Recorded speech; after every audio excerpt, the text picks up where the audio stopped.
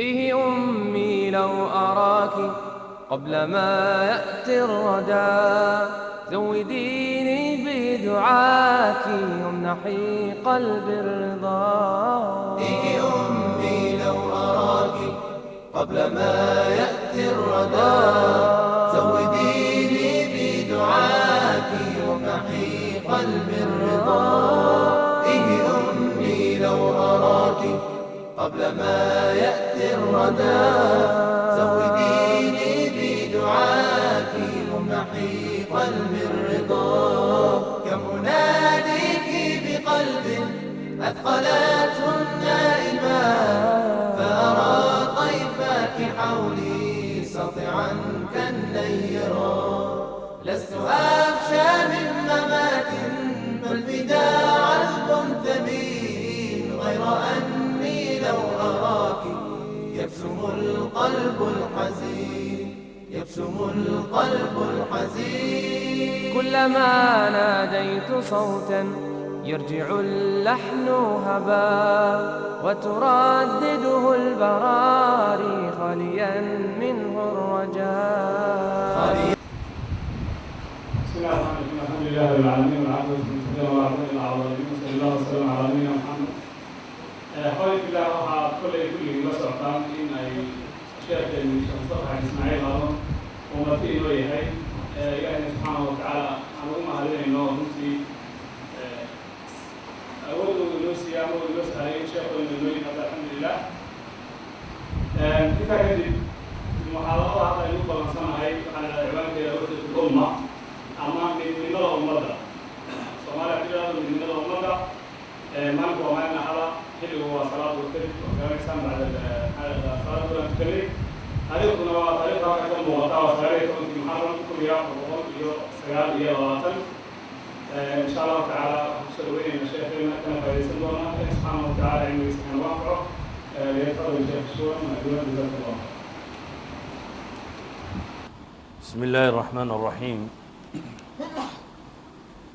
الحمد لله رب العالمين، والعاقبة للمتقين ولا عدوان إلا على الظالمين، وأشهد أن لا إله إلا الله وحده لا شريك له، وأشهد أن محمدًا عبده ورسوله. اللهم صل على محمد وعلى آل محمد كما صليت على إبراهيم وعلى آل إبراهيم، وبارك على محمد وعلى آل محمد كما باركت على إبراهيم وعلى آل إبراهيم إنك حميد مجيد. ورضي الله عن أصحاب رسول الله أجمعين. وبعد، فالسلام الله عليكم ورحمته وبركاته. وهرين إلهي بمهد سبحانه وتعالى. mar labaadna waxaan u mahad celinayaa walaalaha abaabulay ama fudaydiyey inaynu halkan isugu iman karno oo wax diinta ka mida isweydiin karno. marka saddexaad waxaan ka hadlayaa mowduuc min albadiihiyaat ka mid ah. badiihiga waxaa la yidhaahdaa shayga maanku uu si fudud u qabto ee aan adilo u baahanayn inuu caqliga ka dhaadhacdo. maalini uma baahnaa adilo. maalin marka lagu dhaha waad fahmaysa, uma baahna in la yidhahdo marka qoraxdu soo baxda ay noocan noqotay saa noqotay in lagu sharxo uma baahna. waa badiihi min badiihiyaati alcaqiida alislaamiya ama dhaqanka islaamiga ah. waxyaabaha badiihiyaadka ka mid ah waxaa ka mid ah midnimada ummadda muslimiinta. laakiin hadda waxaad moodaa min ascab alashyaaba inay noqotay waxyaabaha ugu adag ee muslimku uu fahmaba inay ka mid noqotay. walidalik baan mowduucan ku celcelinaya. waxaa laga yaabaa intaan south africa joogay markii saddexaad aan deriskan ka hadlay inuu yahay south africa oo keliya intaan joogay. waxaan ugu celcelinayaa ilaahay bini aadamka abuuray subxaanahu wa tacaala ayaa wuxuu ina baray alaa yaclamu man khalaqa wahuwa latiif alkhabiir, inuu isagu aqoon u leeyahay bini aadamka. wuxuu ina baray in basharka wax loogu celceliyo si ay uga dhaadhacdo. qur-aanka qoladiina akhrida imise aragteen khalaqa asamaawaati waalarda mar baa ku filayd in la yidhaahdo hadday lilmacrifa tahay. khalqi الsamaawaat wاlard mar baa ku filayd in la sheego. laakiin waxaa laga yaabaa intaasoo meelood inaad ku aragto. waxay yidhahdaan culamadan ka warranta cilmi nafs psychology, caqliga bini aadamku wuxuu leeyahay qeyb muuqatoo sare iyo qeyb qarsoon bay yidhahdaan. alcaqli alwaaci wallaa waaci, aw alcaqli الshucuuri wallaa shucuuri, aw alcaqli اlbaaطin wagayri. caqliga baaطinka ama la shucuuriga ah wuxuu u baahan yahay bay yidhahdeen siduu wax ka jab ugu sameeyo ama uu qaban karo u xejiyo in loogu celceliyo. walidalik bay culamaai nafsi waxay tilmaameen masalada aad rabto inaad xifdido ama aad qabato ama ay kaa dhaadhacdo xataa keliga adigoo ah bay yidhahdeen ku hadalo ku celceli bay yidhahdaan. masaladani waa masale aan rabo markaa inaan ku celceliyo ilaa iyo bal inta ay naga dhaadhacayso. dadka muslimiintaa maanta mushkilaadka ugu badan ee dunida ka haysata cumuuman muslin oo dhan waxaa ka mid ah ummadda tan kala tafaruqday ee kala tagtay ee midnimadeedii weyday. oo midnimaday weyday ay sababtay inay majdigay lahayd oo dhan lumiso, waxay ammaan iyo sharaftiya mudnaan lahayd bashariyada agteeda inay ku lumiso, inay noqdaan dad mustadcafiina xawla alcaalam meel kastoo muslim joogaba. haddana iyadoo la leeyahay rubci alcaalam bay ka badan yihin. adduunka waxa bini aadam ku dul nool 4 qofba ugu yaraan mid baa muslima, basharka dunida saaran oo dhan 1.5 billion bay gaadhayaan. dadka badhna waa ka badinayaan tiradooda. dadka intaa tirada leeg maxaa ka dhigay shay laa wasna lahuya, shay aan miisaanba nolosha ku lahayn, walaa maxfal duniyada la isugu yimaado, walaa waddankooda markay joogaan, walaa waddan kale hadday tagaan. dhibta ugu weyne qabsatay dadka muslimiinta sida tan u galay waa ikhtilaafuhum wa tafaruquhum, waa kala tagsanidooda iyo kala daadsanidooda. dhibta tafaruqu keeno qof kaloo loo sharxaba waxaa isleeyahy malaa nin soomaaliyeed maanta in loo sharxa uma baahna, waayo wuu arkay markii tuulaba tuulo dib uga guurtay ay tidhi taayada ha u soo dhowaanina daa wax ka badane. soomaali xad bay gaadhay tuulo ay u kala guurto. waxay ka heshay waa muuqataa, kaa qaxoontigeedii iyo baahideedii iyo dhibteedii xawla alcaalam ay daadsan yihin. masaajidka ugu dambeeya dunida Christchurch ku yaalla ilaa iyo waqooyigeeda waan maray, soomaalun baa daadsan meel kastana cabanaya. soomaalidii hore waxay ku maahmaahi jirtay kitaab gurigiisii loo diiday sayaxa labaday bay odhan jireen. yani wadaadadii hore soo wareegi jiray meelaha inuu wax ka soo helo, dee roobun baa cidlo ku qaban jiro o kitaabku u qoyi jiray. markaa dumarkaa ku maahmaaha bay dhaheen kitaab gurigiisii loo diiday sayaxa labaday, wadaadkaa wareegaya iyadoo la hadlaysa. waxa soomaali sayaxa baday iyo dhibta tan waa waxay ka dhaxashay midnimo la-aantii, waa waxay ka dhaxashay kala guurkii. ilaahi subxaanaه wa tacaala qur-aanka wuxuu ku leeyahy yaa ayuha aladiina aamanuu إida laqiitum fiئaة fahbutuu wadkuruu اllaha kahiira lacalakum tuflixuun وaطiicuu اllaha warasuulah walaa tanaasacuu fatafshaluu watadhaba riixukum wاصbiruu in allaha maca الصaabiriin. ilaahay dadka muuminiinta wuxuu yidhi haddii dagaal ba idin qabsadaa cid la kulantaan sugma oo ilaahay xasuusta subxaanaه wa tacaala in badan. aayaadkani waa suuraة اlanfaal. suuraة اlanfaalna waxay soo degtay qaswatu beder dabadeed. dagaalkii beder markay muslimiintu ka soo baxday oo waxoogaa muran oo aan badnaynin dhexdooda uu ka dhacay ayaa ilaahay subxaanaه wa tacaala digniin siinaya inaanay mas'aladaa ku dhicin. qaswatu beder markay muslimiintu ka baxday waxoogaa yaroo xoola-a baa la ysku qabqabtay. haniimada ayaa qaadanaya. qoladii haniimada ururisay waxay dhahdeen annagaa soo ururinay. qoladii ciidamada riixday ee gaalada yacday daba ordaysay waxay idhaahdeen annagaa idinka fogeynay. qoladii nebiga ilaalinaysay calayhi salaatu wasalaam waxay idhaahdeen maanan qaadi kari waayinan amba nebigaanu ilaalinaynay. dabeetana xoolihii la qabsadayba waxoogaa murani ka yimi. waxay wanaag sameeyeen isagoo aan alle ka warramay subxaanaه wa tacaala murankooda qur-aanku ka bilaabay. markaa yasaluunaka can اlanfaal qul ilanfaalu lilahi waxay ku weydiinayaan baa la yidhi subxaana wa tacaala waxoogaa xoolee la qabtay xoolahaasi ilaahay agtiisa baa xukumkoodu ilaah iyo rasuulkiisaa xukumaya lagama warramin xoolihii xukumkoodii aayadda 51 baa ilaahay kaga warramaya waclamuu annamaa ghanimtum min shayin fa ana lilahi khumus aayadda 51 ee suuradda ka mida baa lagaga warramaya laakiin maxaa lasoo horumariyey waxaa lasoo horumariyey ilaahay ka cabsada baa la yidhi waasilixuu daata baynikum ilaahay ka cabsada subxaana wa tacaala oo mushkiladda dhexdiina taalla islaaxiya haddaba mustaqbalka si aanay dhibtani ugu dhicin muslimiinta aayaadkan dambe alla soo dejiyey waxaa la leeyahy wa atiicu llaha warasuulah waar muslimow ilaah iyo rasuulkiisa aqbala oo ha noqdo manhajka idin mideeya waxa isukin keena waddada idin qaada mabda'a wada raacaysaa ilaah iyo rasuul ina aqbashaan ha noqdaan baa la leeyahy subxaana wa tacaala wa atiicu llaha warasuulah isla markaa ilaahay wuxuu leeyahy walaa tanaasacuu fatafshaluu watadhaba riixukum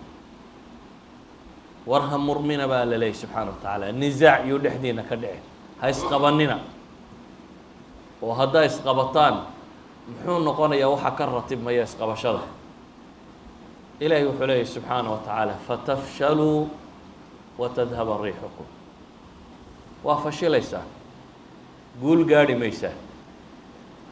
waxaa kaloo tegaya baa la leeyahy subxaana wa tacaala watadhaba riixukum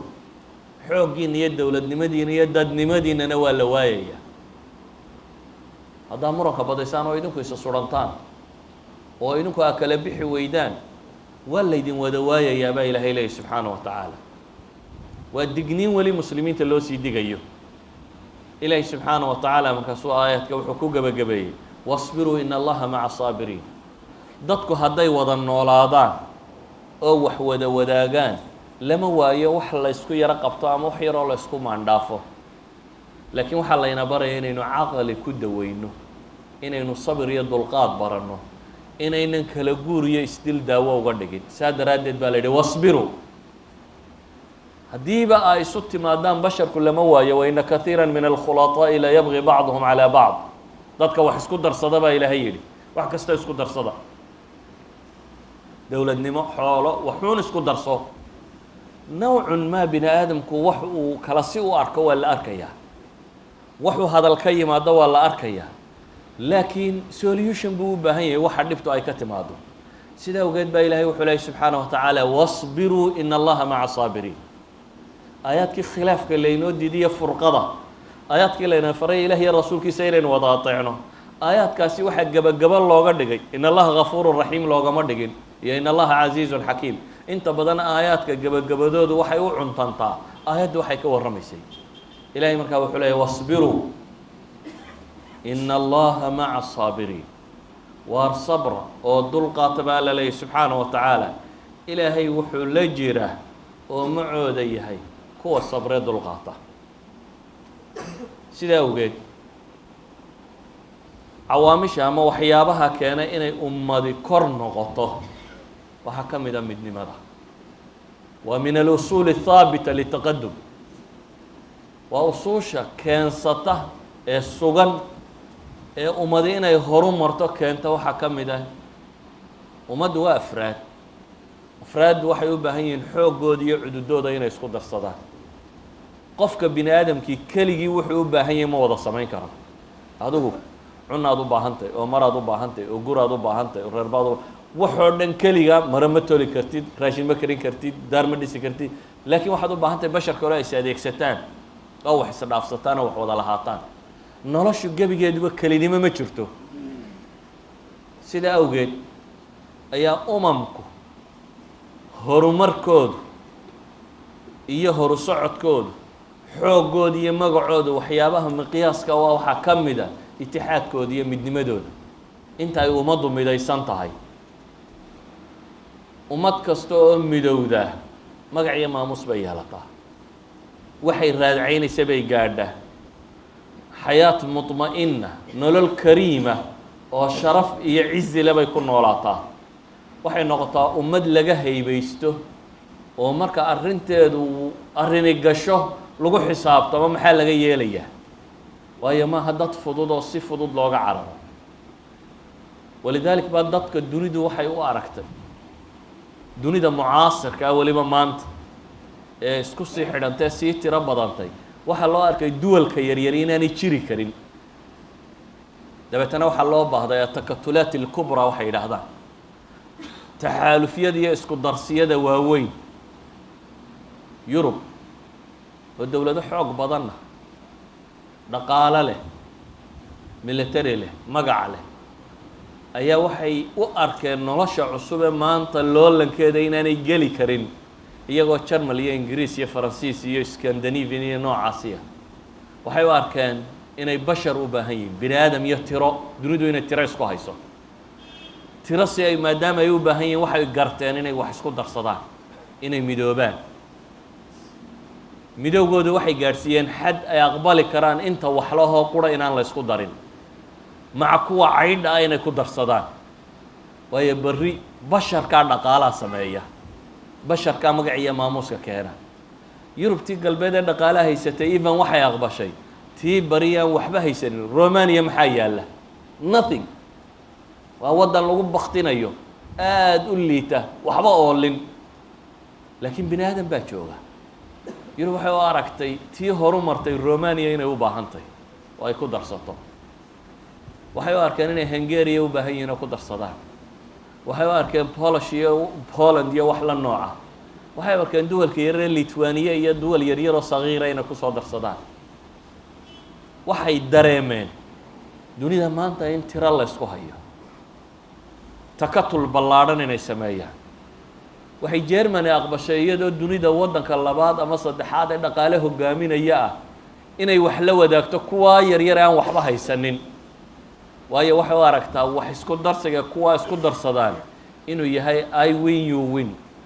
win win negotiation bay u arkaan guul inay tahay bay u arkaan waayo meel dheer bay wax ka eegayaan maanta oo qura ma eegayaan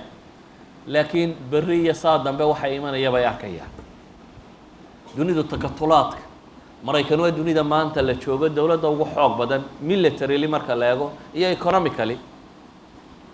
laakiin dowlad yar buu u baahday inuu ku duulo oo ciraaq la yidhaahdo bamamuu haystay ciraaq uu ku garaacay iyo dayaarada iyo askarba laakiin midnimada iyo taxaalufka laga maarmin 30 dowladood oo yaryar buu ka haystay oo caga ku darsaday miyaanu ciraaq keligii iska celin kareen maya wuxuu ogyahay basharku waxay ku kordhiyeen mooyaane inay nuqsaan waday inuu wax ka faa'iidaya buu ogyahay saasi daraaddeed magac ku helyayo xoog ku helyayo wax kale ku helyaaba sodomeeyo dowladood oo yaryar buu isu keenay inuu saatan sameeyo afghanistan oo intaa leegba wuxuu ku talagaleen si ay afghanistan isaga cadaadiyaan in taxaalufka naato oo dhan la isugu geeyo naato oo dham inay wada cadaadiso oo la isu biirsado dunida maanta takatulaadka usii socda mid dhaqaale mid military mid dadeed mid xadaaradeed usii socota ayaa caalamulislaamina jeesba jees ka soo guuraya reerba reerka kale iska ilaalinaya dowlado yaryaroo 200 kun iyo 300 kun iyo 500 war ma 500 kun ba bini aadam noqdo dowlada oo wax iska dhiciya milyan iyo 2 iyo 3 iyo caalamulislaami dowlad 3 iyo mid 5 iyo mid 50 iyo mid waxaan dhaamina baa jooga kuwii tobaneeyada 8 milyan ah inay sii kala guuraan bay doonayaan oo 2 iyo 3 iyo milyan noqdaan duniduna waxay isku haysaa inay isugu tagaan 100 milyan si ay wax u noqdaan si ay loolanka basharka uga qayb gali karaan waxa markaa ikhwati fi alcaqiida mudan inaynu dib u soo noolayno wacyigiiyo thaqaafadda midnimada iyo waxa laga helo inaynu dib maankeenna u dhisno caqligan yare qabiilka iyo gobolka yar iyo reerka yar iyo tuulada jooga maha caqli adiga ku noolaynaya haddaad maanta reer hebel ka badiso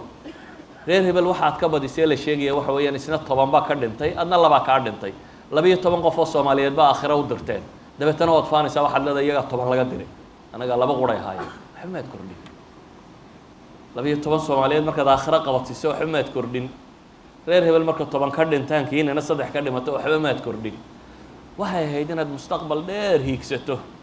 inaad meel fog wax ka aragto inaad dunida maanta joogto iyo loolanka yaalla kuu muuqdo in dadnimadu ay kuu muuqato inaad meeshaad ka degi lahayd eegto intaad soo cararto oo aynu kala yaacno oo dad wadanadoodii dhisanaya ama wata intaynu dhex degno haddana inaynu islaamihii iyo habrihii iyo qabaa'ilkii iyo intii yareed weli u muransannahay meel aan had lahaynba inaad timi iyo bulsho iyo dal iyo dad aanad lahayn haddana weli murankii ragtuurta ku sido waxaynu u baahnay inaynu dib u xasuusano dib maskaxdan u celino mustaqbal dheer inaynu aragno iqliimiyadan iyo gobolaysigani waa waxa muslimiinta dib u riday muslimiintu waagay midka ahaayeen dunida iyaga ka talin jiray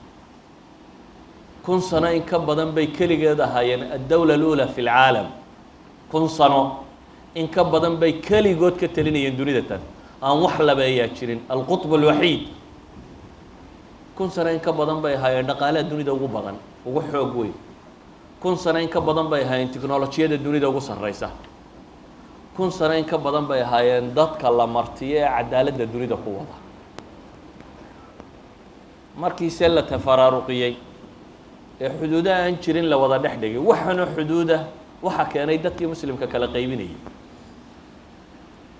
dadkii muslimka gumaysanaya waxaanu xariijin maanta caalamulislaami dhex taalla iyaga keenay iyagaa qowmiyaadkan iyo qabaa'ilkan iyo nationalistkan iyo waxaan keenay iyagaa divide and rule ku waday iyagaa madhabkii fircoon la yimid fircoon madhabkiisa ah fariq tasud wajaca ilaahi subxaanaه wa tacaala wuxuu tilmaamaya inuu fircoon dadkii ka dhigay shiican yastadcifu طaa'ifata minhu intuu shiic kooxa ka dhigay buu kooxna gumaystay kolba kooxna soo yaro dhoweeyey waxaynu u baahanay inaynu haddaynu muslimnay dib u baraarugno gaar ahaan oodan dhacmeed say u kala sarreeyaan baa loo kala guraabay soomaalidu yidhahdeen haddaynu soomaalina inaynu dib u baraarugno inaynu dib wax u eegno inaynu garanno wixii inaga raray quwada ee dacfigayna geeyey wixii qimada inaga keenay ee xadiidka dhoobada inagu dhejiyey inaynu garanno wixii walaalnimada inaga kaxeeyey colaadan inoo abuuray colaadan unaad iska eegayso walaalka qof bini aadam oo kii dad ugu dhowaa un iska ilaalinaya cid kaloo colaba aan lahayn inaynu garanno amaakintan burkaanaha ee laynoo abuuray ee marka la taataabto markiiba qarxaysa dhul xasaasiyaa la sameeyey oo markiiba qaraxooda uu soo dhowaanayo sidaa awgeed waxaan idin leeyahay ikhwati fi lcaqiida waxa koowaad ee mudan inaynu ka wada hadallaa waa midnimo bacda atawxiidi walcaqiida waxaa mudan inaynu ka wada hadallaa waa midnimo iyo ummadda tan sidii laysugu keeni lahaa midnimo inay fiicantahay ma daliil bay u baahan tahay ma burhaan iyo caddayn bay u baahan tahay ma bayaan iyo balballaadhin ayay u baahan tahay caqliga soomaaligaa maanta haa caqliga soomaaligaa cadceedda dhan baa ka qarsoontay maalinta in loo sharxaa buu u baahday maalinta in la sharxo oo la yidhaahdo maalinta waxaa la yidhaahdaa marka cadceeddu soo baxdo ay cirka joogta baa la yidhaahdaa waayo wuu arki kari waayey maxaa maalinta qariyay wax yar yar yar oo ama qabiil la yidhahdo ama gobol la yidhahdo ama waa adoo farta isha lagaa saaro fari waa wax yar laakiin adduunka way qarisaa haddii isha lagaa saaro ishaa la yskaga dhejiyey wax yar yar oo wax kaleba aanad arkayn iyaga mooyaane nin weynoo doctoora oday weynoo caqli leh intaas oo wax yar ka fekerayaad arkaysaa beheblaaye iyo reer hebel yar yar iyo masaakiin baaba-day inuu sii kala qaybqaybiye ka fekerayo ka talinaya waa dad isha bac lagaga dhejiyey waa dad isha far laga saaray waxa aan rabaa waxa weeyaan waar bacdan aan fujinno inaynu bacdan yaryare isha inagaga wada dhegsan fujinno oo bal dunida ballaadhkeeda aragno iyo dunida saadaad isu hayo aragno gaal iyo muslimaanta halkay kala joogaan aragno soomaali iyo wadcigeedu halkuu joogo walaalkaa markuu guulaystaad adiguna guulaysanaysaa intaad walaalkaa gowracdo guulaystaya haddaad tidhaha waa kuu doqoniimo kii dadba kuugu dhawaaya aad xoogga bidi lahayd intaad birta mariso haddaad haddana guulaystay la qaylinayso waa wax aada u liita waxaynu u baahnay ikhwati fi lcaqiida marka gafladatan waa gafla gafladan maankeenna hadhaysay inaynu iska qaadno inaynu dib ugu noqonno islaamnimadeenni inaynu garanno midnimada iyo qur-aanku wuxuu ka sheegay. qur-aanku nusuus sariixa si dadban iyo si cad iyo si walba ilaahay masaladaa uu dhigdhiga. khaasiyad iyo dhaqanka ay ummadda tani leedahay ku caanbaxday ilaahay wuxuu ku tilmaamaya waina haadihi ummatukum ummatan waaxida waana rabbukum fattaquun. war ummaddiinani waxaad tihiin baa ilaahay leeyay ummad keliya, ana rabbigiin baan he iga cabsada baa la leeyay subxaanaه wa tacaala. ilaahay nusuus cadcad wuxuu ku leeyay wاctasimuu bixabli اllahi jamiica walaa tafaraquu واذkuruu nicmaة اllahi calaykum id kuntum acdaءa faأlafa bayna quluubikum faasbaxtum binicmati ikhwaana wakuntum calى shafaa xufraة min الnaari faanqadakum minha kadalika yubayinu اllahu lakum aayaatihi lacalakum tahtaduun. alle wuxuuna leeyahy subxaanaه wa tacaala waar ilaahay xadhigiisa qabsada dhammaantiin oo walaa tafaraquu ha kala tegina. waa wax fudud in la qabsadaa. ma nihin dadkii ugu horreeye jaba, ma nihin dadkii ugu horreeye dunida kala taga. tajaaribta basharka inaynu akhrino wax ka dhowrnaaba aynu u baahanay. eeg saxaabadii uu nebigu u yimi calayhi salaatu wasalaam, reer madiina imise isdilayeen. dagaalada qaarkood ee madiine ka dhacay 40 sannadood buu socday. dagaalada qaarkood ee madiine ka dhacay 5 sannadood buu socday.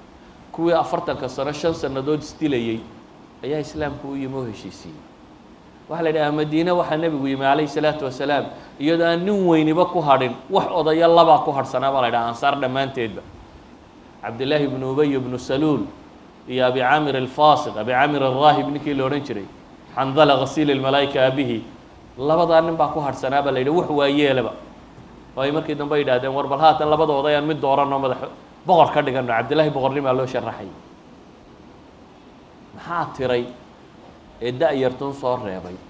waxaa soo reebay dagaal 40 sano 5 sannadood la isdilayay. ilaahay baa qur-aan soo dejiyey le wactasimuu bixabli illaahi jamiica walaa tafaraquu. war ilaahay xadhigiisa wada qabsada oo walaalooba oo ha kala teginina. wadkuruu nicmat allahi war ilaahay nicmadiisa xasuusta baa la leeyay subxaana wa tacaala. qur-aanku waxaa laynoo tilmaamaya waxaynu haysanoo dham inay nimco xagga alle ka timi. wamaa bikum min nicma fa min allah. wax allaale waxa nimco haysaan ilaahay baa idin siiyey. waxaa ilaahay inoo tilmaamaya wain tacuduu nicmat allahi laa tuxsuuha. ilaahay nicamku idin siiyey haddaa istidhaahdaan tiriya ma tiro koobi kartaan. laakiin nicamka aan la tiro koobi karin qaar ka mid a qur-aanku tilmaamay si muhimadeeda laynoogu muujiyo. waxaa ka mid ah nicmada islaamka. alyawma akmaltu lakum, ilahay wuxuu tilmaamaya alyawma akmaltu lakum diinakum wa atmamtu calaykum nicmatii waraditu lakum alislaama diina. nicmat lislaam waa nicmada ugu weynaynu haysanaa ilaahay tilmaamay. nicamka waynu haysanay alla tilmaamay waxaa ka mid a tan midnimada iyo walaalnimada. wadkuruu nicmat allahi calaykum id kuntum acdaa'an faallafa bayna quluubikum baa la leeyahy. war xasuusta ilaahay nimcada uu idin siiyee ah in ilaahay subxaanaه wa tacaala idinkoo col ah qalbiyadiina isu soo dumo oo walaala idinka dhigay. faasbaxtum binicmatihi ikhwaana. ilaahay nicmadiisu walaala idinkaga dhigay. kadalika yubayinu allahu lakum aayaati baa alla aayaadka marka la soo wada lagu gabagabaynaya. taa macnaheedu waxa weeyaan ikhwatii fi lcaqiida, diintu si toosay midnimo inoo fartay haddaynu muslim nahay. si toosaa ilaahay subxaanaه wa tacaala qur-aanka inoogu faraya masalada. nebi moxamed calayhi الsalaatu wasalaam si toosuu inoo faraya. xadiidka saxiixu muslimka iyo keyrkiiba asalkiisii uu ku yaalo. imaam albukhaarina fii kitaabi hadab اlmufrad ku soo aroorinayo. sheekh alalbanina saxiixa ku tilmaamay wuxuu nebigu leeyahy calayhi الsalaatu wasalaam in allaha yardaa lakum ثalaaثa. waa xadiista riyaad saalixiinka inu akhrino ku taalla. in allaha yardaa lakum ثalaaثa. waar ilaahay 3 buu raalli idinka yahay baa la yidhi. wayakrah lakum ثalaaثa. 3na alla waa idinla necbiye subxaanaه wa tacaala. fayardaa lakum an tacbuduuhu walaa tushrikuu bihi shaya. ilaahay towxiidkuu raalli idinka yahay inaad keligii caabudaan waa idan cidna ku lamaanayn. shayga labaadee ilaahay raalli idinka yahay waxa weeyaan baa la yidhi waan tactasimuu bixabli illaahi jamiica walaa tafaraquu. ilaahay xadhigiisa inaad wada qabsataan oo aydan ku kala tegin. riwaayaadka qaarkood baa waxay ku soo darayaan oo ku saddexaynayaan wulaatul amriga in la ateeco. wuxuu kaloo nebigu leeyahy calayhi الsalaatu wasalaam 3na waa laydinla nacay. maxaa laynala nacay wayakrah lakum qiila waqaal waa la yidhi iyo hadal badnidaa ilaahay idinla nacay waa la yidhidu hadalka ku tira kuteentee tirada badan leh waa waxa mujtamaca fasaadiya dhegtaada iyo afkaagu inay isu dalooshamaan waa ceeb soomaalida maanta joogta dhegtooda iyo afkooda isu daloola wuxuu maqlaba uu ku warramaya waa la wadaa uun fadhi ku dirir iyo waxbay u bixiyeen waa la wadayaa saan baa la yidhi markuu kaa soo horbaxay waagu baryu ka odhanaya maxaa la yidhi war buu daydayaya nabigu calayhi salaatu wasalaam wuxuu tilmaamayaa qofka muslimkii inuu qof jaada noqdo qof dadaalayo noloshu ka dhabtay inuu noqdo qof waxa aan waxba tarin ilaaba maa laa yacnayki inaad iskaga tagto waxa aan macnaa samaynin waxaa ka mid a maxaa la yidhida qiil waqaal tan baa la yidhi saan baa la sheegay waxayna dhaaftaan buu nabigu leeyahy iyo wa kahrati su-aal su-aal badnida iyo maalka in la khasaareeyo idan nusuustaasi si cad waxay inoo faraysaa midnimo waxaa jirta nusuus si dadban midnimada inoo faraysaa waxayna faraysaa wax la-aantood haddii iyaga lala yimaado midnimadu ay suurtoobayso haddii iyaga lala yimaado laga waxyaabaha qaarkood haddii la sameeyana midnimadu aanay suurtagal ahayn oo la reebayo saa daraaddeed baa ilaahay wuxuu leeyahy ama nebigu calayhi salaatu wasalaam wuxuu ina tilmaamaya laa tabaaqaduu walaa taxaasaduu walaa tadaabaruu wakunuu cibaad allahi ikhwaana walaa yaxilu limuslimin an yahjura akhaahu fowqa halaaثati ayaam xadiidka asalkiisu saxiixu muslimku ku yaalaa imaamu axmedna wuu warinaya wuxuu nabigu leeyahy calayhi salaatu wasalaam war haysu cadhoonina oo ha isxaasidinina oo ha isu dhabar jeedinina axaadiid kale nebigu wuxuu ku tilmaamayaa inaan la iscaayin inaan la ismaagin qur-aanku wuxuu tilmaamayaa walaa tanaabasuu bilalqaab inaan magacyada xunxun la isugu yeedhin inaan la isxamanin inaan la isjaajuusin inaan la isxaqirin nebigu wuxuu leeyahy sharba waxaa kuugu filan walaalkaaga kale muslimka inaad xaqirto oo liiddo ama hantiyari ku liid ama reerkiis iyo qabiilu ka dhashay ku liid ama adigoo ka yaro qorqoranoo moodaya inaad ka qurux badantay ku liid waxaad doonto ku liide liidashay ama maalaad ka badantay ku liid bixasbi imri'in min ashar qofka waxaaba shar ugu filan baa la yidhi an yaxqira akhaahu lmuslim walaalkiisa kale muslimka inuu liido waxan oo dhan maxaa loo nahye waxaa loo nahyinayaa waxaa la rabaa wakunuu cibaad allahi ikhwaana waxani walaalnimaday tirtiraan mujtamacu hadduu cafi noqdo mujtamac dhexdiisa iska haysto uraya hadduu noqdo ma wada deganaan karayo haddii la isxamanayo la ysdulminayo la ysxaqirayo la ysmaagayo la ysdilayo la ysdacaayadaynayo dee wada noolaanshii wuu adkaanaya haddiise aanay waxa kani jirin in la wada noolaada xagxagashada haddii la waayo waa la wada noolaan karaya sidaa daraaddeed baa islaamnimadu qasdiga waxa loo socdo qura laynama faro ee waxa kaloo layna faraa wasiilada lagu gaadhayo waxa kan midnimaa lagu faray laakiin waxa kaloo lagu faray midnimada wixii lagu gaadhi lahaa waxa kaloo lagaa reebay midnimada wixii waxyeelaya dhaawacaya dhammaanteed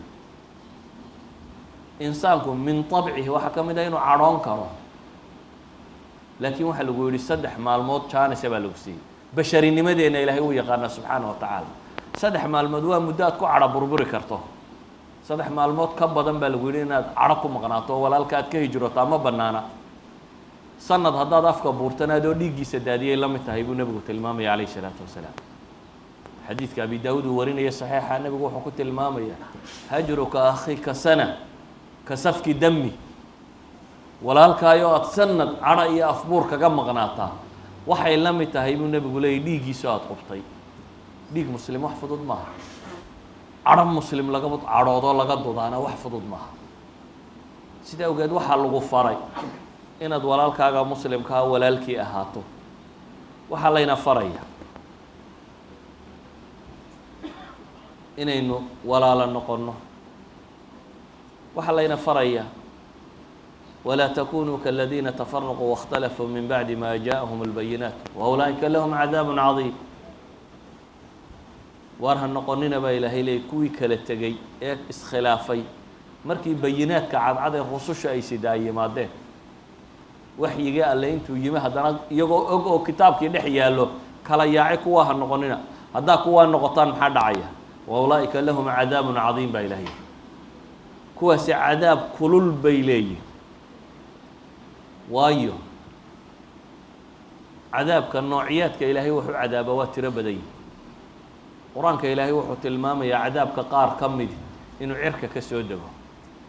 torneedo lagugu soo dejiyaa roob lagugu soo dejiya balaayo kale samada ka soo degtaya qabow soo degya kulayl soo degya waa nooc min alcadaab lagugu halaagi karo waxaa kaloo cadaabka ka mida baa ilaahay leeyay inuu dhulka ka soo baxo fulkaana kugu qaraxya zilzaal iyo earthquake dhul gariir dhacya daadad iyo balaayo alla kugu itixaanya waa nooc kaloo cadaab ka mid a waxaa kaloo cadaabka ka mida baa ilaahay leeyay wax ku cadaabo inta laydinkala qaybiyo in madaxa laysu kiingeliyo soo kuwii ma lahayn ilaahay wuxuu lahaa walaa takunuu kaladiina tafaraquu waاkhtalafuu min bacdi ma ja'ahum اlbayinaat wa ulaa'ika lahum cadaabun cadiim baa ilahay yihi kuwaasi waxay leeyihin cadaab weyn aayad kale ilahay wuxuu leeyay qul huwa alqaadiru calى an yabcata calaykum cadaaba min fawqikum aw min taxti arjulikum aw yalbisakum shiyaca wayudiiqa bacdakum ba'sa bacd undur kayfa nusarifu اlaayaati lacalahum yafqahuun ilaahay wuxuu awoodaa baa la yidhi inuu cadaab korka idinkaga keeno ama inuu dhulka ka soo saaro aw yalbisakum shiyaca ama intuu kooxa idinka dhigo wayudiiqa bacdakum ba'sa bacd qolaba qolada kale qadhaadhkeeda inuu dhadharsiiyo baa la yidhi subxaana wa tacaala waa taa madaxa laysu keen wada sudhay ee qolaba qolada kale qadhaadhkeedii la dhadhasiiyey undur kayfa nusarifu laayaati lacalahum yafqahuun baa ilahay bal eega aayaadka sidaan idinku balballaadhinaya baa ilaahay yidhi waxaa mudantiin inaad wax garataan fiqhigu waa wax faham waa fahamka wax weeleeye xeesha dheer leh waxaan sidaa wax idinku dhigdhigayaa baa ilaahay leeyahy inaad wax garan kartaan oo mar uun thinkingkiinu positive uu noqdo si positive ah si maanka gasho caqligu uu garan kara inaa u fakeri kartaan sida awgeed baa nebigu ina leeyahy calayh الsalaatu wasalaam ayuha الnaas calaykum biاljamaca waiyakum wاlfurqa wardada waxaan idinka dhigayaa buu nebigu leeyahy calayh الsalaatu wasalaam waxaan idin farayaa jamaacada kelinimadaan idinka digayaa ilaahay wuxuu ina leeyahay asaalibta laynoo faray midnimada waxaa ka mid ah mu'miniinta baa la yidhi barhba barhka kalu sokeeya u yihi iyo hiil iyo hooba u haya wاlmu'minuuna wاlmu'minaatu bacduhum أwliyaau bacd ya'muruuna biاlmacruufi wayanhawna can اlmunkari wayuqiimuuna الصalaaةa wayuutuuna الزakاة wayuطiicuuna allaha warasuulah ulaa'ika sayarxamuhum اllah in allaha caziizu xakiim nebi moxamed calayhi الsalaatu wasalaam si wax laynooga dhaadhiciyo ayaa ashyaada macquulaadka ah ashyaada maanka gasha ayaa waxa laynoogu tashbiihiyey ama laynoogu suureeyey arrimo ishu ay qabato shayga macquulkaa waxaa laga yaabaa dadku siduu u kala horfahmaa inay kala dheerayso laakiin shayga ishu aragto markiiba dadku u wada fahmaa uma baahna sharax badan walaalnimada islaamiga iyo midnimada si laynoogu sharxo nebigu wuxuu leeyay calayh الsalaatu wasalaam almu'minu lilmu'mini kalbunyaani yashuddu bacduhu bacda qofka mu'minka ah wuxuu qofka kale mu'minkaa u yahay sida dhiska baa nebigu yihi calayh الsalaatu wasalaam dhiska yashuddu bacduhu bacda barhba barhka kaloo adkeeya guriga kan haddii jaajuurka ama buluketiga uu ka samaysay xabad xabad halkaa loo dhigo walow buluketi sibidh badan lagu isticmaalayna ha adoo aada u adagoo haddii dhulka marka lagu dhufto aan jabaynin xataa hadduu yahy laakiin midhmidhu halkaa u yaalloo daadsan yihi sibidhku dhinac yaallo jiingadu dhinac taallo biruhu dhinac yaalliin xabadina sideeda faa'iido uma leh wuxuu faa'iido leeyay marka laysdul saaree la dhiso ee dhisma laga dhigo markaasuu yahay wax faa'iido loo dhaxanta celiyo oo kuleylka celiyo oo qofka bini aadamkaa manfacu leh mu'miniintu haddaad tiro badataan oo xabad xabadtiin oo ninba meel taagay reerba meel taagay maa lakum faa'ida kaiira wax badan oo wax taraysaan ma jirto waxaa wax taraysaan markaa mid tihiin ee isku xidhan tihiin ayaa la mid tihiin daartii dhisnayd ee la anfacayay amaa mu'min baan hay laakiin keligay baan meel iska fadhinaya hadday tahy oo ninba yidhahda gurigaygaan iskaga jiraya balaayada buulkaygaan ka gelaya waxba tari maysa kelinimo waxba laguma qabto walidalik si aynu u fahmi karno qadiyaddan buu nebigu wuxuu inoogu mihaaliyey calayhi الsalaatu wasalaam gurigaa dhisan ayaa la inoogu mihaaliyey xadiis labaad buu nebigu calayhi الsalaatu wasalaam wuxuu inoogu mihaalinayaa kelikelida ama qofka mu'minka iyo mu'minka kale dhibtiisa siduu u dareemayo مثل المؤمنين في توادهم وتراحمهم وتعاطفهم كمثل الجسد الواحد إذا اشتكى منه عضو تداعى له سائر الأعضاء بالسهر والحمى نبي وحلي عليه الصلاة والسلام dadka mu'miniinta ah kalgacalka iyo isuhilowga iyo walaalnimada ka dhaxaysa iyo isu naxariisadka isu naxariisanaya wuxuu la mid yahay sida jir qura jirka bini aadamkii uu kala qiimo badan yahay asalkiisa waa il waa wadne waa gacan waa beer waa calool waa ciddi waa far laakiin markay noqoto dareenka alamku isku sibaa loo dareemaa qofka beerku xanuunaya ka ciddidu xanuunaysaa wuxuu buu isleeyahay talow ciddi wax ka xanuun kululi ma jirto marka ciddidu ku kaarto waxaad is leedahay ciddi wax ka xanuun kululi ma jiro haddii wadnuku xanuuna waxaad soranaysaa wadna wax ka xanuun kululi ma jiro ka dhegta xanuunaysaa wuxuu isleeyahay dheg wax ka xanuun kululi ma jiro waayo dareenka alla uu ku abuuray jidhka ee maskaxda u gudbaya isku sibuu u qaadaa hadduu ciddi yahay waxa mashkiladdu kaa haysataa iyo hadduu wadna iyo hadduu beeriye waayo qeybna kama maarantid waayo dareenku waa raadaarka koowaad ee bini aadamku haddii aanad waxba dareemaynin gacanta intaad dabka saarto adigoo aan arkaynin ayaanad ogaateen ilaa ay kaa go-do waa nicma inaad wax dareentaa xanuunka inaad dareentaa waa nicma waayo waa raadaarkaa kuu sheegaya markiiba layse soo geliya ka carar meesha markaad dabka gacanta saartaba intaanay maskaxdu fakerin buu jidhku amar bixinayaa inaad la booda ah waxaa la tilmaamayaa dadka mu'miniinta ahi sida isugu naxariisanayaan ama isugu hiloobayaan ama ay walaalo u yihiin waa jidhqo sideed ma kala leh ka sarreeya iyo ka madaxda iyo ka hooseeya sibaa walaagoodu wadayay sibaa loo wada dareemaya xanuunkooda nebigu calayhi الsalaatu wasalaam wuxuu rabaa in layna wada dareensiiyo walaalnimadu sidaytay shareecadu waxayna faraysaa wixii aynu ku walaaloobinahay oo dhan nebigu wuxuu uhi janno geli maysaan ilaa ayaa ilaahay rumaysaan mooyaane iimaan laydinka helo iimaanna laydinkama helin ilaa ayaa isjeclaataan buu nebigu yihi war ma idiin sheegaa buu nebigu yihi waxaa isku jeclaataan afshu salaama baynakum buu nebigu salaanta faafiya saaxiibka ayoo kuwa cadhaysan haddii marka uu kaa soo horbaxo adna aad dhinac marto oo afka u burto ama marka ad aragto adna aad dhanka kale usii jeesato ama marka waddada isagoo soo haya aragto adna aad xagga ka laabato cadhadiina way sii dhiiraysaa laakiin isagoo kuwa cadhaysanoo soo socda markaad aragto haddaad ka hor timaado tidhaa war salaamu calaykum maalinta hore waxaa laga yaabaa inuu sudhaga marowska kaa dhaafo waayo cadhada weli ku kulul laakiin laba jeeroo dambe haddaad ku celiso salaamu calaykum ti maalin dambe uu kaa soo horbaxo salaamu calaykum maalin saddexaadda uu khajilaya war ninkan maad salaanta ka qaadi wacalaykum asalaam baa laga yaaba maalin afraadana sheekadaa bilaabmaysa inaad iska sheekaysataan bay u badantay uu aqbalo ugu yaraan inuu ku yidhaaho niyo maxaad sidii ugu gashay marka hadnaa tira niyo raalliska ahaw dee waa mushkiladiina dhex dhimartay bay ahayd ha wada hadashaan oo hadalka isweydaala nebigu wuxuu leeyahy alayhi الsalaatu wasalaam ma idin baraa waxaa isku jeclaan kartaan afshu salaama baynakum nebigu wuxuu ina yidhi tahaadu taxaabu war hadiyadahaysa siiya waa isjeclaanaysaa ninka maanta ku marti soora ee si fiican kuu gala ee berri inta iska soo horbaxdaan tigirhka dayuuradda kaa bixiya xataa haddaad colaad badan u haysay ee maalin saddexaad $1,000 iska kaa siiya si kastoo aad u colahayd maalinta dambe ninkaa xaggiisa lagaa mari maayo mahebel waa ninkaas waa nin raga ee agtiisaa soo marin baad leedahay wax kale oo uu sameeyey ma jirto gacantiisaa furay wuxuu isku dayey colaaddii dhexdiina taallay inuu gacantiisa ku masaxo nebigu calayhi الsalaatu wasalaam wuxuu leeyay tahaadu taha wax kastoo aad ka tirsanaysay boogtii wuu dhayey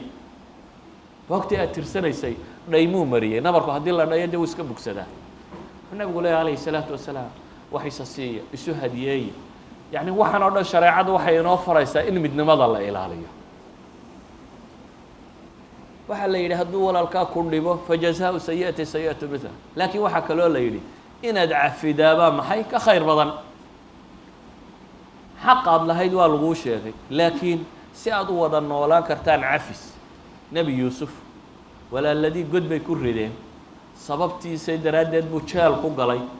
aabihii ku indhabeelay reerkii ku kala lumay waxaasoo dhibi dhacday haddana isagoo boqor noqday oo boqorkaba wasiirkiisii koowaad ah ayaa walaaladii oo baahan oo qaxootiyo raashin raadinaya u yimaadeen muu odhanin waa nimankii godka kugu riday adigoo carruure cidlada kaaga tegay aabbaha ayna tiray adiguna maantaad haysaayo jeelka ku gur ee raashin buu siiyey markii dambe ay ogaadeen inuu walaalkood yahayna wuxuu ku yidhi waliba laa tatriba calaykum alyawm yakfiru allahu lakum wax canaani korkiina ma saara ilaahay dembigiina ha dhaafa buu ku yidhi cafisku cafiyey yuusuf isagoo laga dhib loo geystaa wuxuu keenay inay reerkii dhammaa dib u midoobaan reerkii inankii weynaa waa kii baxsadee iska tegay yidhi anigu ka suuli maayo inaan iska socdo ilaa iyo aabbahay intuu war kale laga helayo wakaa meel buu iskaga maray kii meesha maray iyo odaygii iyo islaantii iyo inamadii iyo wixiiba uu soo ururiyey maxaa keenay inuu iska wada cafiyey baa keenay inay walaaloobaan islaamku wuxuu ina farayaa waxaynu ku walaaloobi lahayn oo dhan bashar baynu noo malaa'ig ma nihin dhacdooyin waa dhacayaan mushkiladu waa imanaysaa kale waa imanaysaa laakiin waxa layna baray dulmigu inuu mamnuuciyey cadaaladdu inay fiican tahay cafisku inuu ku jiro meesha qofka mu'minka walaalkii inuu dul qaato waxaan oo dhan waxaa laynoo farayaa inaynu midowno ayuha alikhwa midnimadu sharciga qura maaha waxayna faraya waa wax caqliga qumani uu keeno xataa haddaan shareeca oolin in la midoobo caqliga saliimkaabaa tilmaamaya sida awgeed buu ilaahay subxaanaه wa tacaala yuhuud buu qur-aanka kaga warramay oo ishaysata oo kala khilaafsan oo kala tagsan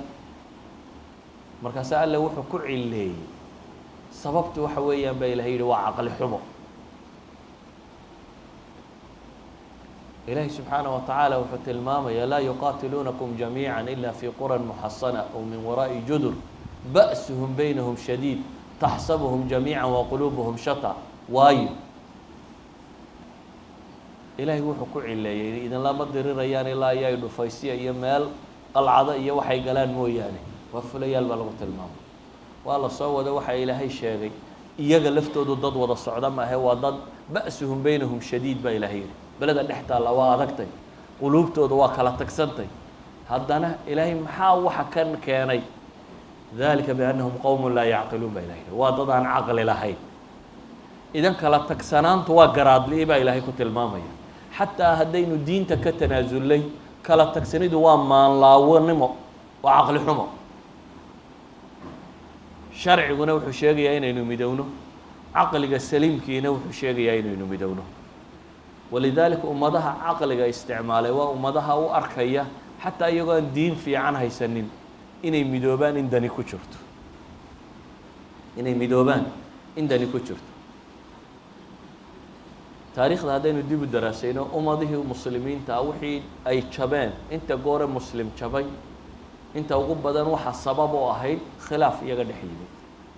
dowla alcabaasiya alkubraa taariikhda way jabtay caasimaddii muslimiintana waa la qabsadayba niman mongolians tatar la yidhaahdaa qabsaday laakiin waxay ku qabsadeen markay soo muslimiintu kala biiqbiiqday ee masar iyo xaggan dowla alfaatimiya goosatay iyo mamaalik iyo wax kale goosteen ee shaam duwal yaryaroo kale ka dhismeen ee khawaarzam iyo xaggan dowlado yaroo kale goosteen ee dowladda islaamigayd in yaroo magacay unay soo hadhay ee caasimadda inta loogu yimaado la yidhahda isdhiib madaxweynihii dhammaa ama khilaafeedii dhammayda muslimiinta waa ku nabadgelinaynayo isdhiib ee isaga iyo caruurtiisi iyo wasiiradiisi iyo wixiisii oo dhami isagoo soconaya ay isdhiibeen dabeetana inta la qabtaa birta la mariyey magaalada wixii deganaana waa la laayay dhowr milyan oo qof baa madaxa laga jaray baqdaad baqdaadda maanta maraykan uu ka dhex qoslayo horaa dhowr milyan oo muslimiina intaa la qabsaday madaxa looga gooyo maxaa ku dhacay kala qaybqaybsi maxaa ka soo saaray muslimiinta ee andalus ka talinaysay andalus waa Spain iyo Portugiiska iyo Faransiiska qaybtiisa hoose iyo dhulkan oo dhan 805 sannadood baa muslimiintu ka talinayeen 805 sannadood baa muslimiisha deganaa maantana waxba kama deganaa waa laga soo eriyay see looga soo saaray iyagoo xoogga leh dowlad yar waliba buuraha yaryar ee xeebta baasiga ku dhajisan dowlad yaroo ka jirtay Lyon iyo agagaarkeeda dowlad yaroo ka jirtay baa soo saartay say u dhacday waxay ku dhacday muslimiintu baa iskhilaafay midba ka kalun buu boqonta gooyey gaalkanun baa midba yidhi qole heblaayo waanu sahaynaayo igula duul gaalkuna wuxuu waa kugula duulaya kolba gaal iyo muslim wada socduunbaa mid ku duulo madaxa jabiya dabeetana qolo kale kolba u tagaa qolana wuxuu yidhahdaa idinku lacag iska bixiya jisyo boqor baa loo yimaada wuxuu yidhahdaa anigu lacag baan ku siinaya ayaa aniga idhaafo qoladan kale iga dambaysa ayaanu colna iyaga weerarka ku qaad kanaa iska muslixo lacag siiyo ka dambaa la weeraraa mid baa yidhaahdaa qolo heblaayaanu ishaynaa waxaan rabaa inaan ku duulee qalcadaha waqooyiga oo dhan ee muslimku leeyahay adigu qaada adaan ku siiyey laakiin askarigu dar aan qoladan kala qabsado iyaga ka qaadee boqorka yaraanu maadeerka nahay waa lagu daraayo meeshay ka qaadaan xad bay gaadheen ibnu xasam uu yidhaahdo khisyigii soo maray buu yidhi meesha tan waxaa ka mid ahaa 120 kilomitr inuu ku dhahay yacni 4 maalmood buu yidhi 3 maalmood in loo socdo waa around 120 kilomitr oo 4 amiirulmu'miniin looga khudbadeeya buu nin waliba intuu tuuga waagaartay buu yidhi mu'minka oo dhan baan amiir u ahay dowlad weyn oo muslimiinta oo dhan ka tale hadda waa 2 tuulo wuxuu haystaa intuu 2 tuulo weegaaray ayuu magac la yidhahdo amiirulmu'miniin la baxay oo lacag samaystay oo calan samaystay oo shaaro samaystay oo wasiiro samaystay oo ka samaystay maalinba sidii mid loo cunayay baa dhammaantood laga takhallusay mid ku hadhay ma jiro baaqigoodii ugu dambeeyey markii meesha laga saarayey boqorkii ugu dambeeyey isagoo ooyayuu ka soo baxay markaasay hooyadii ku tidhi haddaad sidii ragga u ilaalin kari weyday boqortooyo kaa baxday sida dumarka ugu ooy isagoo ooyayuu furaha dhiibay heshiis yaroo lala galay dabeetana uu ka soo baxay muslimkii meesha ku hadhay maxaakimu taftiish waxa la yidhahdaa la saaro waxaa la dooransiiyey 3 shay inaad kristan qaadanayso oo lagu daayo inaad waddanka ka baxayso oo hijroonayso oo qaxoonti noqonayso oo naga tegaysid iyo in lagu dilo mid dooro 3daa unbaa xeer looga dhigay kii ay doortaan wixii islaam ku soo hadhay waa la gowracay wixii aqbalay inay hijroodaan north africa iyo xaggaa loo soo saaray waa soo yaaceen wixii aqbalay inay kiristaamoobaan oo iskala noolaadana waa kiristaamoobay saasuu arrinkooda ku dhammaaday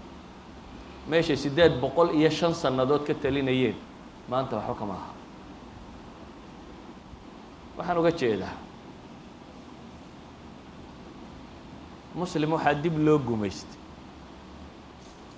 markay qolaba qoladii ku xigtay un iska rawday markuu colka ugu weyn unuu noqday walaalkiiyo muslima waxaynu u baahanay ikhwatii fi lcaqiida inaynu fakerno oo dib u fakerno oo walaalkaayo gaaldilaya aanad farxin waa min sifaati almunaafiqiin nebigu wuxuu leeyay ilaahay baa qur-aanka wuxuu ku leeyahy in tamsaskum xasanatun tasu'hum wain tusibkum sayi'atun yafraxu haddii wanaag idin helo kuwa munaafiqiintii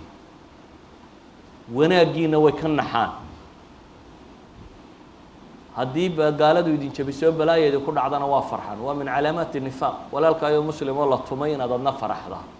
wax lagu farxa maaha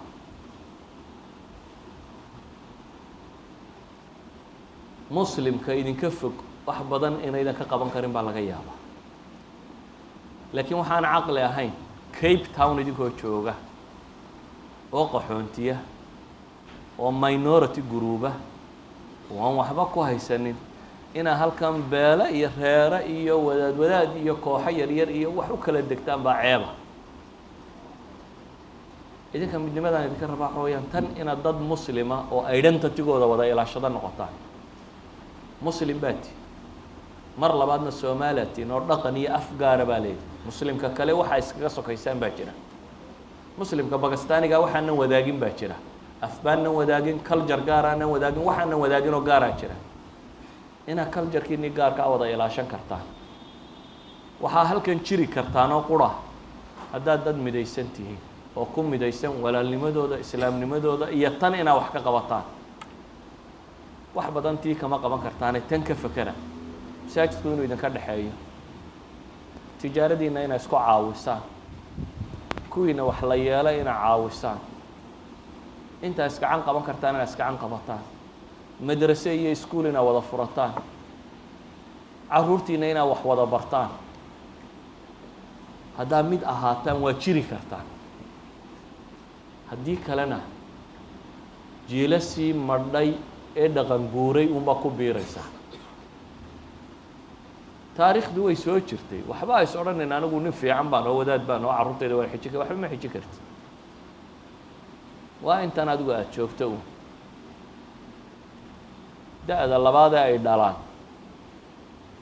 xataa inay soomaali yihiin inaan la garan baa laga yaabaa kooda ugu fiicani waa ka muslim uun sii haysta duun afranjigiisa ha iskaga hadlee masaajidka imanayo salaada tukanaya kaasi waa nin raga soomaalinimo iyada la kala tegay laakiin haddaa midowdaan oo mid noqotaan waa sii jiri kartaan dhib kastaa waxay ku dhacdaa dadka jiilka ugu horeeya kooxda ugu horeysa kooxdaasi hadday si caqlile u fakertana wax dhaxalgalay kooxaha dambe uga tegi kartaa oo ay kusii jiri karaan kooxdaasi xarkii iyo suuskii ay kala yimaadeen waddankii hadduu sidii u cunayana waa maranaya anuna intaa dabar go-aysaan baa sugaysaa just it's a matter of time waa wakti uun tuula heblaayo qoladii joogtay waa iska baabado beertay gasho tuulada kalena beertu bay gelaysaa waa kala yaro uun adkaysi badnaanaysaa waa it's matter of time waa un kala adkaysi badnaanaysaa meel lao qaar yaro roonroon baa yaro joogaa cabaar is adkayn kara qaarna waa fudud yihiin oo bisha horeba waa lala kacayaa legdinta marka horeba beerkaa lagaga degaya duniduna waa loolan dunida gebigeeduba cidi wax isma siise waa la loolamaa dunida bini aadamku loolan buu ku jira taxadiyaat baa yaalla marka qaarna markiiba waa lala kici qaarna maalmo ay dhufayska kusii jiri laakiin wax badan ka dambayn maayaan badweyn baa joogtaan gaala leeday inaad sii jirtaan oo ubadkiinu uu sii jiri karo soomaaliyaan ku noqonaya berigay dhisantana waa war loo noqon doono halkan waxaa idinka soo horreeyay dad soomaaliyeed oo hore joogi jiray oo ingiriiskii la socdo boqolaal ahaa south africa ay deganaayeen iyagoo boqolaalah yaa ka maqasheen maanta nin hebel la yidhahda iyo waxbaa sheegtaan soo maaha qaasim nin la yidhahda meel kasii joogay mid kaloo hebel la yidhahda iyo laba saddex midh baa sheegtaan waa boqolaal qof ayaa midh iyo laba laga sii hadal haya kamaydan raganimo badnayn kamanaydan gedisnayn dhaqankana kamaydan jeclayn islaamnimada kamaydan jeclayn dad muslimiin oo dhaqankoodii iyo waxoodii haystay ahaayeen laakiin a matter of time unbay ku madheen haddaa isku duubnaataana wax qabsataanna in uun waa survive garayn kartaan haddaa uun baabkeeninu xaggii la jooganay sii wadaanna waa maalmo uun geeridiinu iyo intaa la kala hor dhimanaysaan unbaa sugaysaa waxaan kusoo koobayaa cilmi cusub aydan garanayn maan sheegin intiina qur-aanka akhridaa nusuustii akhriyi jirteen weligiinuun baan akrinaya intiina wax dhegaysataana warkii aad dhegaysan jirteenun baan akrinaya laakiin waxa aan rabaa rethinking inaad samaysaan bal inaad dib u fakertaan qul innii acidakum biwaaxida nebi maxamed baa waxaad ku tidhaahdaa war hal mida un baan idinku waaninaya mathnaa iyo furaadaba isu taaga oo keli bal intaa u tagtaan fakera baa ilaahay ku yidhi keli intaa isu taagtaan inaad dib u fakertaan intaasaan idinku waarinayaa buu nebi maxamed yidhi calayhi isalaatu wasalaam anna inta in laeg baan idinku waarinaya bal intaad dib u fakertaan inaad dib isu qiimaysaan nolosha tan qaybta ah waxba kuma hayno reer liibaanay miyaa garanaysaan intaynu isdilaynin yaa garanaya reer liibaanay ma jiro reer hebel kastaa markay guulaysteen wuxun bay sheeganayeen reer hebel baanu dad badan ka laynay annagana in yar baa naga dhimatay waa intaan guushii la sheegay reer kaloo maanta waxaysta reer waliba waa baabaa meel walba waa lagu baabaa waxaynu sheegan oo dhami waa intaa aan dib u fakerno oo islaamnimadeenna ina midaynayse uma baahnin caqli badan oo kale iyo talo badan islaamnimadeenna ina midaynayse aan islaamnimadeenna qaadano wallahu aclam billahi tawfiiq asalaamu calaykum waraxmat ullah الله سبحانه وتعالى شيخ ميزان حسنات أبو بكر إنما الله سبحانه وتعالى كل يعني كل طاعة لأن في صلاة الله سبحانه وتعالى من يده